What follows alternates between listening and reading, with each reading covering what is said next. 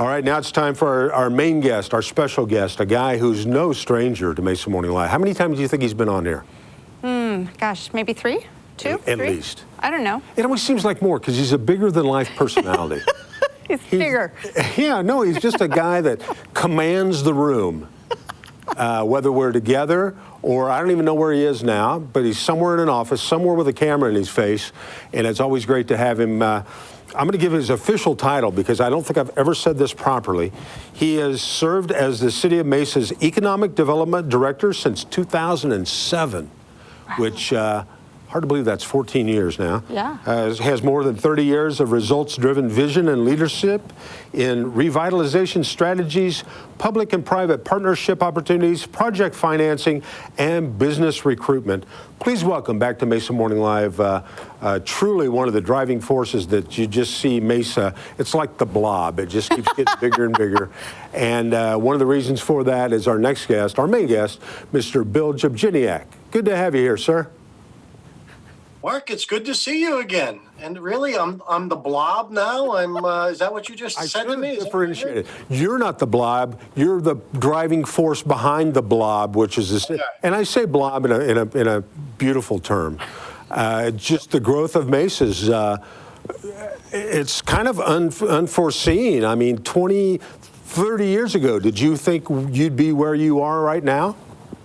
Not at all. Not at all. And I questioned right after I got here in 2007 and we stepped into the recession, and I said to myself, what are we doing here? Because there was a substantial cut back in 2008. I cut 40% of the budget back then. And today, to see us come back is stronger than ever and see some of the results of the strategic efforts that we've made. And I think that the future's bright as well. So there's a lot going on. Well, you mentioned arriving in Mesa 2007. Where did you come from, and how did we get lucky enough to get you here? Oh, there was a recruitment effort that got me here, and I was born and raised in Pennsylvania, but spent about 20 plus years in New England. Quick stop in Richmond, Virginia for just 2 years, and now here in Mesa, Arizona for 13, headed for 14 years. Wow. So give us kind of for those of us that weren't paying attention over the last 14 years, tell us what you've kind of, or maybe somebody new to the Valley, tell me what you've kind of seen happen and how has it happened, why has it happened, and if we have a crystal ball, what can we look forward in the next 14 years? I think you just drive to all four corners of the universe known as Mesa, and you can see change. You can see positive change. You know, when you talk about Dexcom and a medical device manufacturing, I think that, you know, that's an industry segment that we target. And to see that kind of growth, people have to understand you need to target that kind of growth. And when people think healthcare, they used to think hospital rooms. Now you think more like the medical device folks. You drive around, you look around the Gateway area and see that tremendous growth, and that's going to go on for a while. There's going to be lots of jobs added. There's brand names that makes Mesa proud. But don't forget the redevelopment efforts in the down in the Fiesta area. You know, to see some of the things changing from what they used to be, even in downtown. And how many people told me that, hey, I was born at the hospital in downtown Mesa, which is now Benedictine University.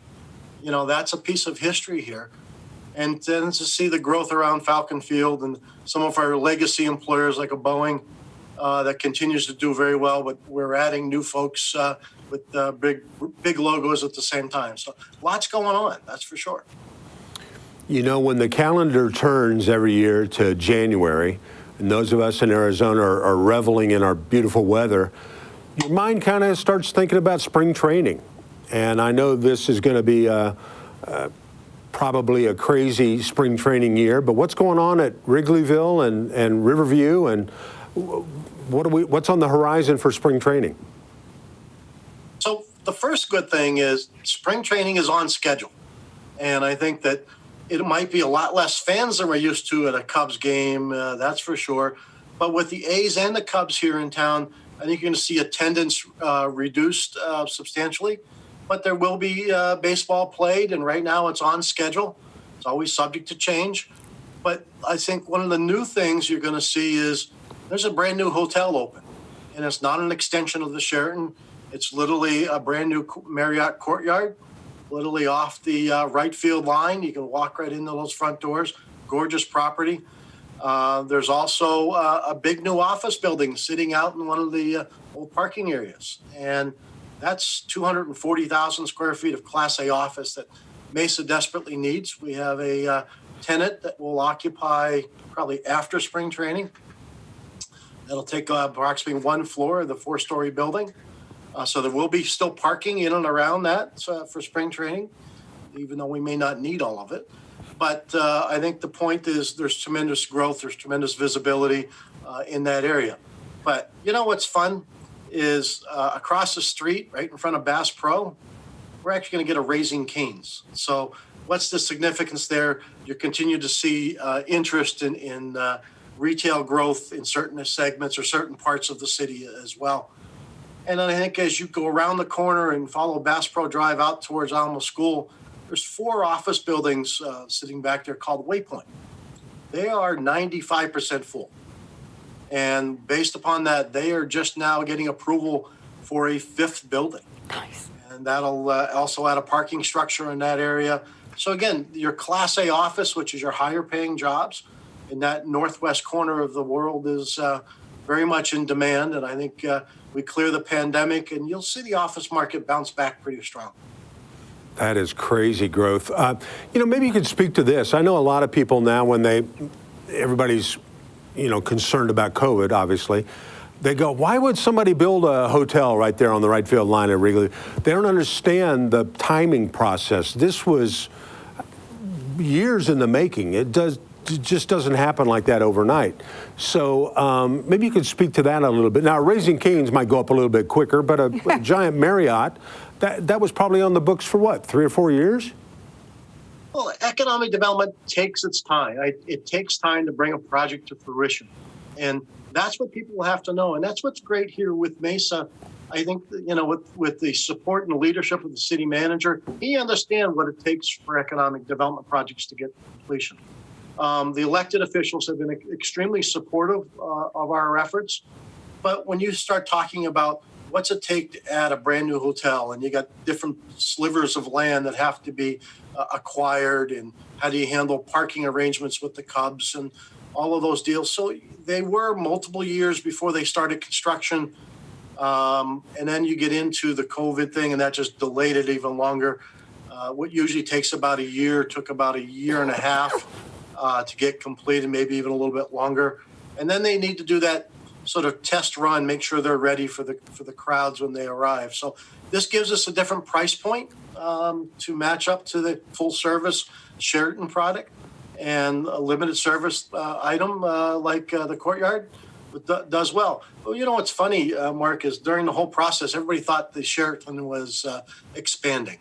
And I really smile, because I think that's that uniformity that's created in that dynamic of Wrigleyville. And you'll see it become a little more walkable in time. And it's exciting. We're seeing a lot of interest in development in and around the lake, in front of the stadium.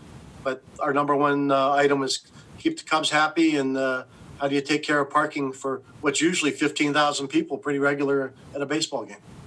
Oh, that's great. Yeah, all the Cubs fans, years ago I was flying back from Chicago to Sky Harbor during spring training, and I think I was the only guy on the plane that didn't have Cubs gear on.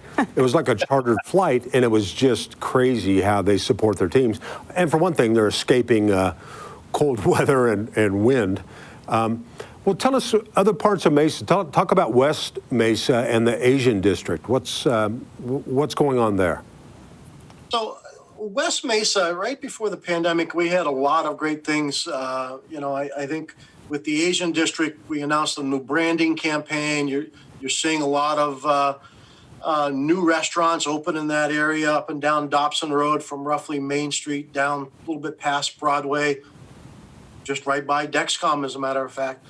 But what now? H Mart opened a Korean grocery store. That's a big deal. That's the only one in the valley. People travel from a long ways to get to that grocery store. But I also think it's important to know that Mekong Plaza is in the process of expanding. There are other restaurants looking to come in there. And I think we get beyond the pandemic, you'll see that investment continue to go forward. But we tried to jump in and help with a lot of branding. We had a night market, which drew a lot of interest in that area as well. But then think about what West Mesa is. Much more than what I'll call out east to the Gateway. It's a redevelopment area. And we created some tools, some forethought there to create redevelopment areas, which includes that region. And right now, Banner's in expansion mode. They're adding 5 stories to an existing building, and that's going to add a tremendous amount of beds. They're clearing other buildings to make way for additional construction. So think of it, that's just all on Dobson Road. And then you go across Southern and you look at the northwest corner of Alma School and Southern. And that used to be one of the most blighted corners in the whole valley. So now today it's all demolished. Construction is just starting. There'll be 220 units of residential with additional retail pads. So you take a blighted intersection, really start to energize it again. I think it's going to be a major step forward. And then the one everybody asks us about is what's going on with Fiesta Mall? And what people don't realize is the mall started off with 5 different owners. Each individual box was owned by a different entity. Macy's owned theirs, Dillard's owns theirs. And then the common area was owned by Mesa Ridge. They've all been sold now. And today I will tell you that we've gone from 5 owners to 3 to 2, and now there's an agreement in place to get down to 1 owner. That's good. That'll allow that owner and the city to work together on a vision to really redo that so it's no longer the old Fiesta Mall. It'll be something new. I think that's what will happen in 2021 is you'll see that completed, some of that visioning taking place, and then you'll start to see activity after that. So the key for the last few years is getting it on there, one vision, one direction, get everybody going together, if you would. So that's some of the things down in the Fiesta area. What else do you want to know about? Well, let's talk about Northeast Mesa. There's a lot of headlines going on there. I know a lot of this is top secret kind of stuff. You know, people don't have the access to know a lot of what is in your noggin, but share with us what you can about Northeast Mesa. You want to see the file of non-disclosure agreements that I have behind me? No. I would like to see that. Yeah, no, it's a no-no. But I think, let me start with an existing, one of the major employers in Mesa is Boeing. Boeing now employs in excess of 4,500 employees. Wow. That's major. That's home of the Apache, but they're doing so much more. They're building wiring harnesses for other platforms that they have as they continue to work through things. But they're finding the same thing that Jim Castleman spoke about earlier, and the workforce here and the ability to move from Seattle to here. It's a lot more affordable, and you still have reliable workforce with the proper talents. So they are in expansion mode. So they are actually under construction right in the northeast corner of Greenfield and McDowell on their campus. So you're seeing a 155,000 square foot building being added on the Boeing campus. So hopefully that will grow that employee base. But anytime you get an existing business to expand is tremendous. But then what's neat is literally across Higley from the Boeing facility, there's a brand new employer, and everybody knows this brand. Amazon took over a facility. Actually, it was built on spec. That was just about 150,000 square feet. It's rebranded it. It's got their name and logo all over it. Last mile delivery facility. That's literally right there next to Longbow Golf Course. And with all the retail activity along Longbow, there's also a new hotel that's underway, Home 2 Suites, which is the first new hotel in Northeast Mesa in years. I couldn't tell you how long that's been. But what's fun is that's due to be completed about May, subject to, again, COVID delays. They'll take the summer and get through the getting it open and getting it operating properly and be ready for the fall, which I think is just ideal timing with everything that's going on there. But then when you start to think about, all right, But what else is going on? On the airfield, we've got a lot of development. There's hangars being built on the northeast corner of the airfield, as well as I'll call the western side of the airfield. That's getting a lot of attention, a lot of interest. They're doing a great job. Both of those projects are coming along. Again, first new hangar construction in all the time I've been here. So it's great to see that growth. But then, when you think about the opportunities south of the airfield, and, Mitsubishi Chemical built a brand new facility down there. A company called BMO Roof Structures built a new facility down in there as well. And that just is completing. But some of those businesses in and around there have been in expansion mode. We have a new Atlas Motor Vehicles. So it's a new industry segment for Mesa. We've always been big in aviation and aerospace. Well, now you're seeing a lot of interest in electric vehicles, not just in Northeast Mesa, but in Southeast as well. But Atlas took down 40,000 square feet. So you're seeing different industry segments take product, and then now you're starting to talk, as you go back and talk to them, they're already in expansion mode. Just like Jim Castleman showed up and, he only promised us 500 jobs. Well, he delivered those in, pretty quick turnaround, and now that are over 1,000. I think that tells a great story about what's going on in Mesa. But there's a few different businesses in that expansion mode that I think are prime for the Falcon area as well. So there's new construction, and there's more coming, and there's things being talked about that I want to see if really comes to reality here in the near term. But there's retail, there's office, there's more industrial being talked about over off of Greenfield, just all kinds of great stuff.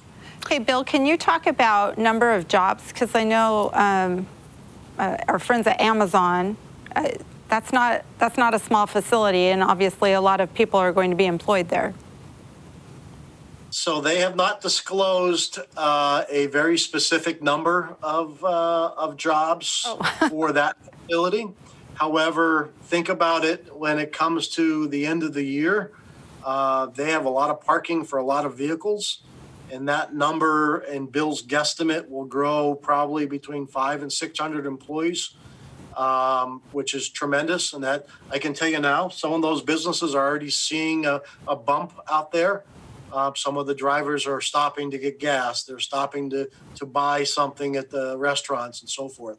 That's all positive. That's all brand new to that region. But, I think in the past couple of years, we've seen a tremendous amount of I think we've seen over 12,000 new jobs in the last 5 years. And that's been attracted or retained. And we're always at risk of having businesses being pulled away from us. So we work hard at the retention side of this as well. But when you start to think about, business retention, expansion, close to 75, 80% of your growth will come from your existing business community.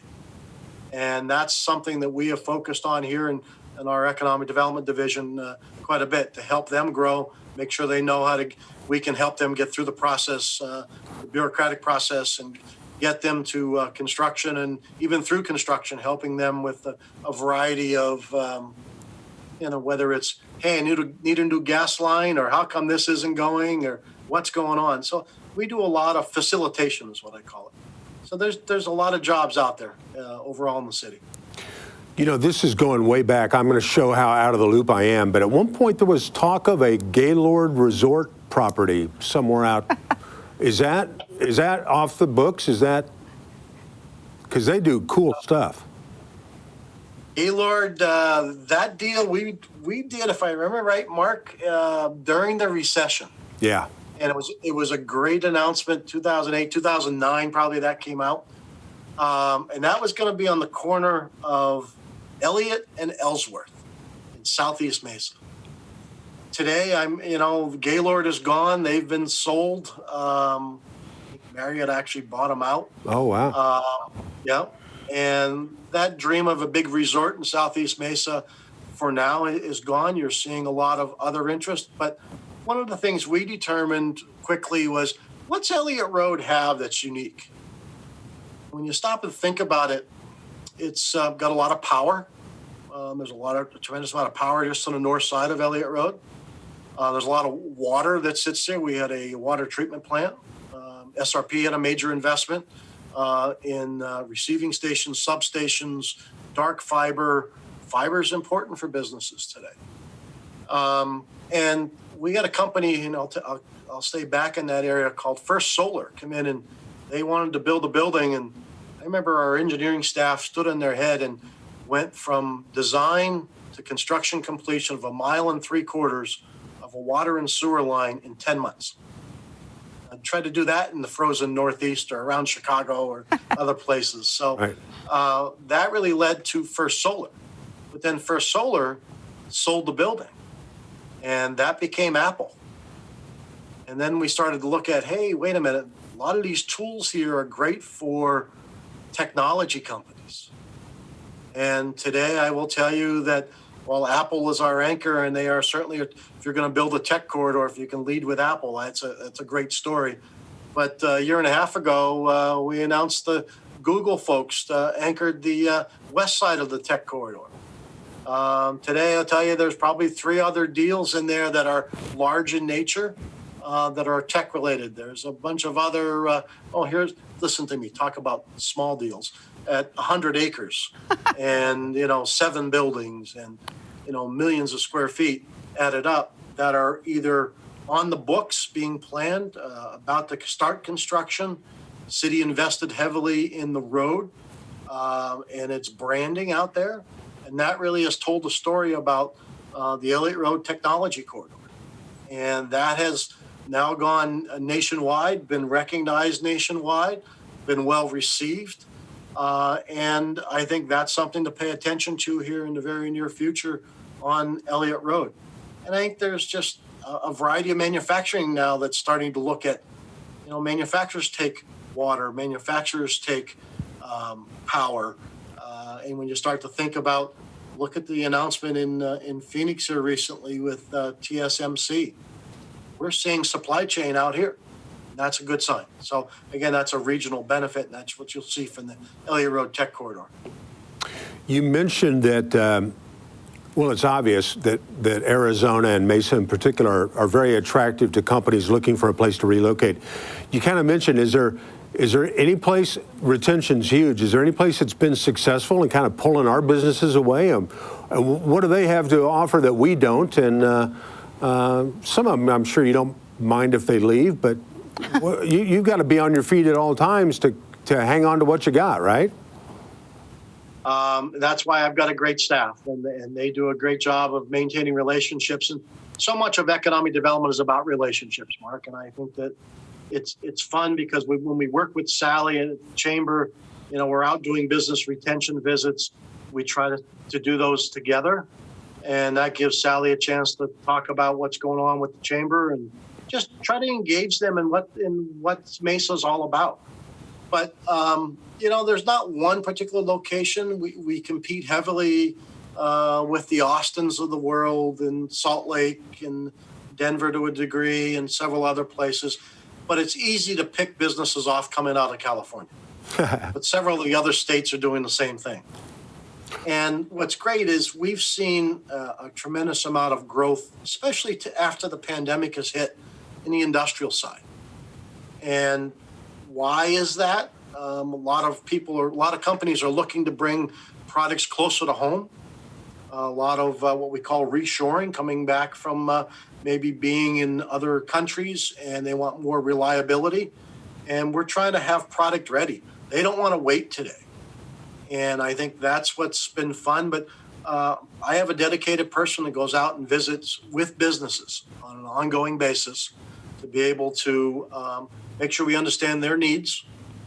Maybe nothing today, but something in the future. Hey, I remember this guy. What's his name? Bill. Oh, yeah, I got to call him from the city.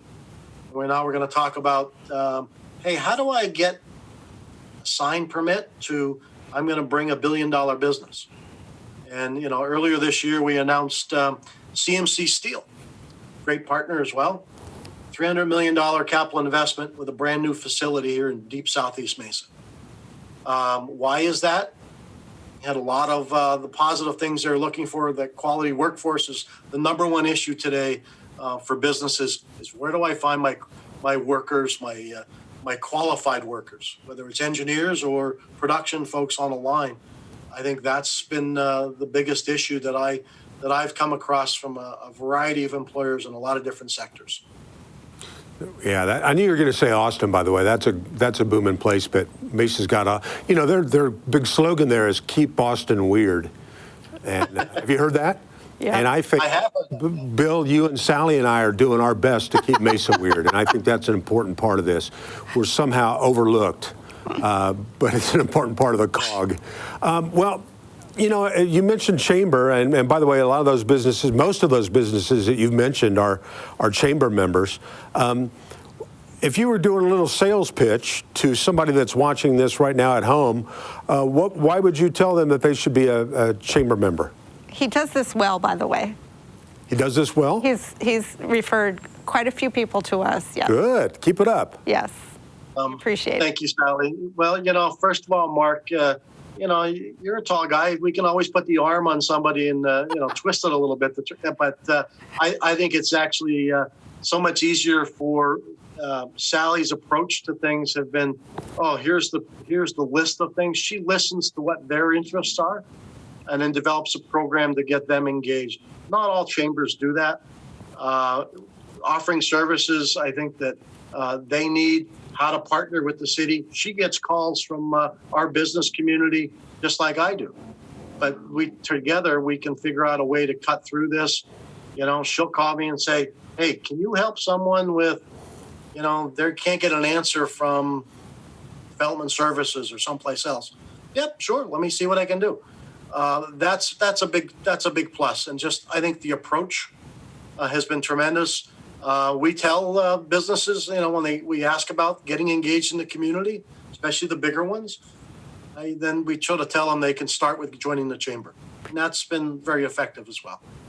He's right, though. It's about building relationships. And I think, when you focus on that, it works.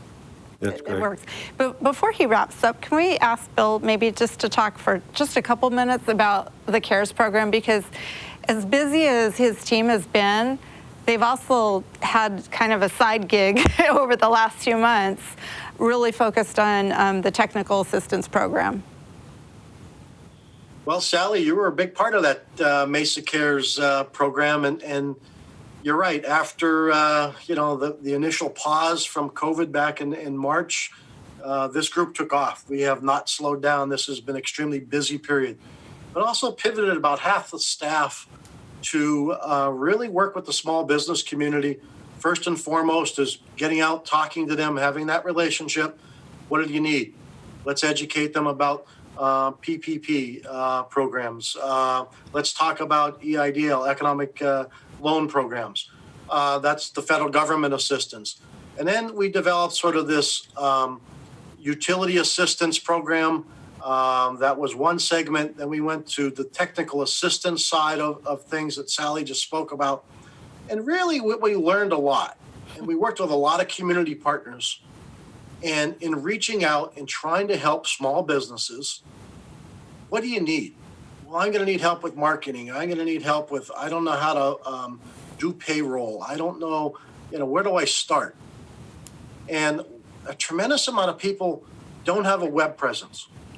They didn't know how to run the checkbook. They take money out of the cash register and they didn't keep records. I think one of the bigger ones that was promoted is, how do you promote yourself on the web? Well, let's just look at Google Analytics and things that I take for granted, not everybody knows about.